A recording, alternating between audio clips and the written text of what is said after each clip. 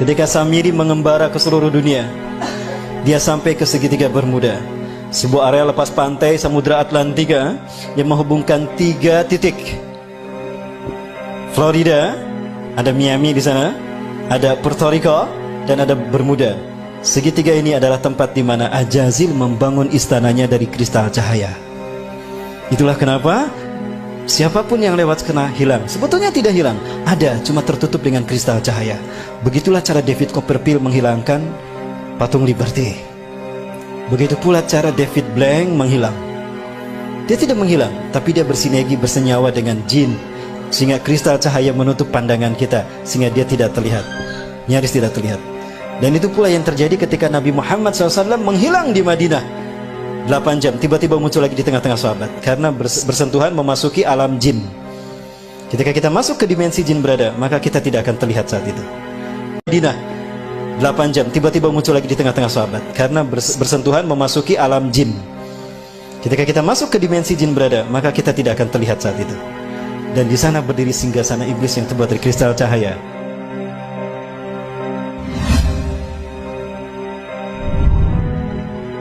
Mereka bergerak menguasai dunia dalam 3 ranah: simbol, ritual, dan arsitektur.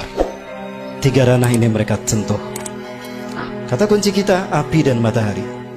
Ya, tadi dikatakan, karena engkau telah menghukum aku tersesat, aku akan sesatkan manusia dari jalanmu yang lurus, dari Shiratal Mustaqim. Artinya akan ada sosok lain yang disembah selain kau. Itu adalah dewa matahari, dan dia berhasil.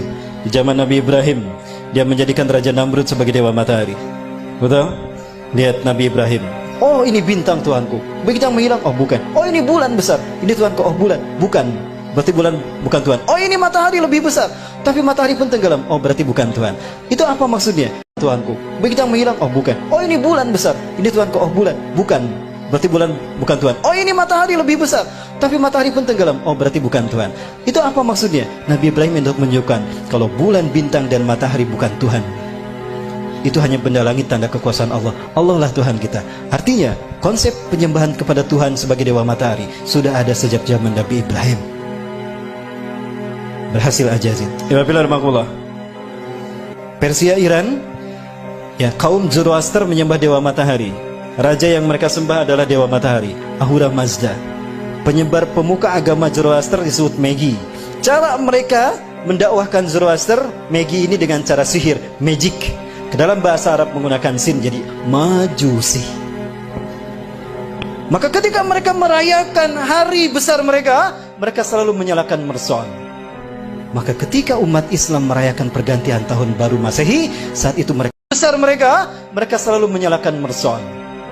Maka ketika umat Islam merayakan pergantian tahun baru Masehi, saat itu mereka disesatkan 3 agama. Ingat, tahun Masehi dibuat oleh seorang biarawan Katolik, Dionysius Exiguus. Dia adalah biarawan Katolik yang ditugaskan oleh Vatikan untuk membuat penanggalan Masehi yang titik tolaknya Natal. Maka dibuatkanlah penanggalan tahun Masehi yang diberi nama kemudian Anno Domini. Tahu apa arti Anno Domini?